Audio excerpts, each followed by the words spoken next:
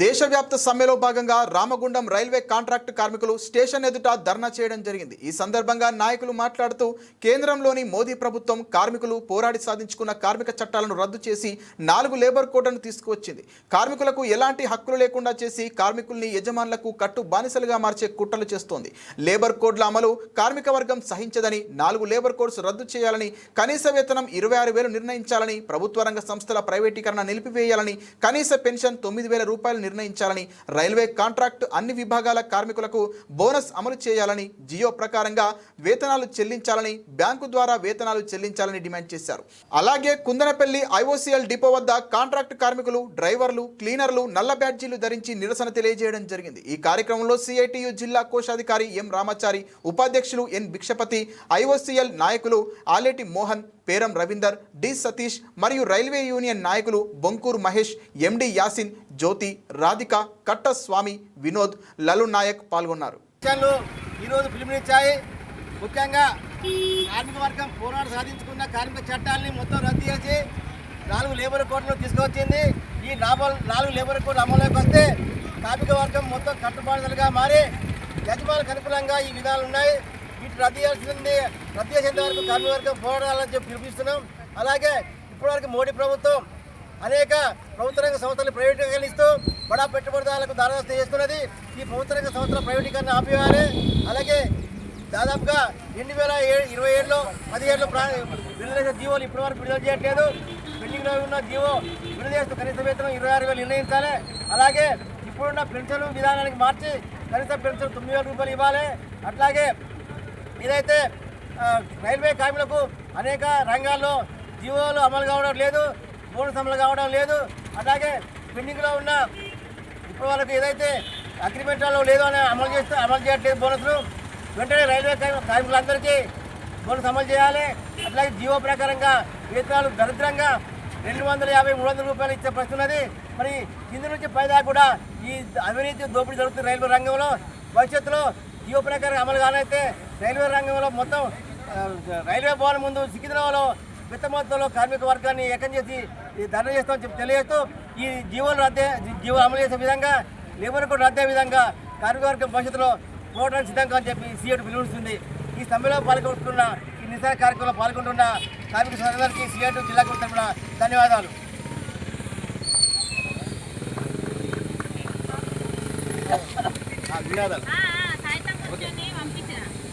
రద్దు చేయాలి. 4 లేబర్ కోడ్లను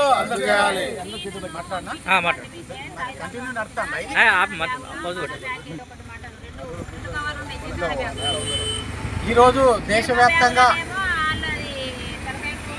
25 కోట్ల మంది కార్మిక వర్గం సమ్మె చేస్తూ ఉన్నది. దానిలో భాగంగానే రామగుండం రైల్వే కార్మికులు ఈరోజు నిరసన ప్రదర్శన చేయడం జరుగుతూ ఉన్నది. మనం స్వాతంత్రానికి ముందు సాధించుకున్న చట్టాలను కూడా ఈరోజు రద్దు చేసి కార్మికులను బానిసలుగా మార్చే పరిస్థితి ఉన్నది. కనీస వేతనాలు అమలు చేసే పరిస్థితి రైల్వేలో లేదు. అలాగే బోనస్ ఇవ్వడం లేదు.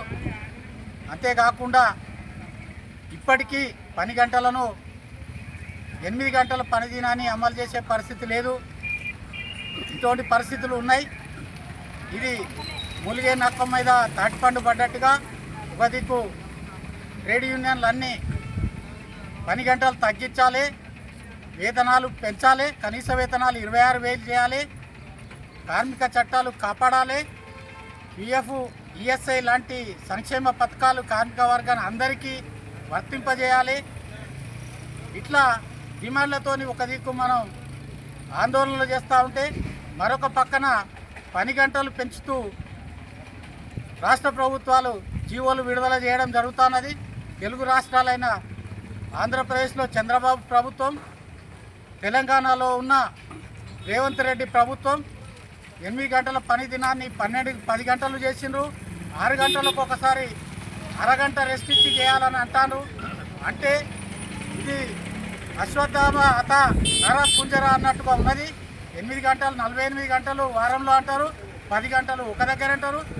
6 గంటలకు ఒకసారి రెస్ట్ ఇచ్చి అంటే ఇంకో 6 గంటలు ఎక్స్ట్రా చేయించుకోమని అంటే 12 గంటలు. ఆ విధంగా కార్మికులను పెట్టుబడిదారులకు, కార్పొరేట్ సంస్థలకు, కాంట్రాక్టర్లకు కట్టుబానిసలుగా చేయడానికి ఈ యొక్క కుట్ర జరుగుతుంది. ఒక విధంగా టెక్నాలజీ పెరుగుతూ ఉన్నది. సాఫ్ట్వేర్ రంగంలో 5 రోజులు పనిదినం నడుస్తూ ఉన్నది. ట్రేడ్ యూనియన్లు 5 గంటలు అక్కే పనిదినం 5 రోజులే ఉండాలని అడుగుతున్నారు. వర్కింగ్ అవర్స్ కూడా 8 గంటల నుంచి 6 గంటలు తగ్గించాలని అడుగుతూ ఉన్నారు. ఇట్లా చేస్తూ ఉంటేనే మళ్ళీ 10 గంటలు పెంచే 10 గంటలు చేసే పరిస్థితి వస్తూ ఉన్నది.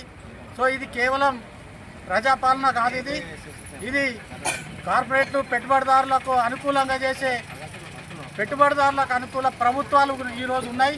కాబట్టనే వీటికి వ్యతిరేకంగా కార్మిక వర్గం ఇంకా ఉధృతమైన పోరాటాలు భవిష్యత్తులో చేయడం ద్వారానే వీటిని తిప్పికొట్టాలి. ఇప్పటికైనా కేంద్రంలోని నరేంద్ర మోడీ ప్రభుత్వం ఈ కార్మిక వర్గం నుంచి వస్తున్న నిరసనను, వ్యతిరేకతను పరిగణలోకి తీసుకొని ఈ 4 లేబర్ కోడ్లు రద్దు చేయాలని సిఐటియుగా మేము డిమాండ్ చేస్తా ఉన్నాం.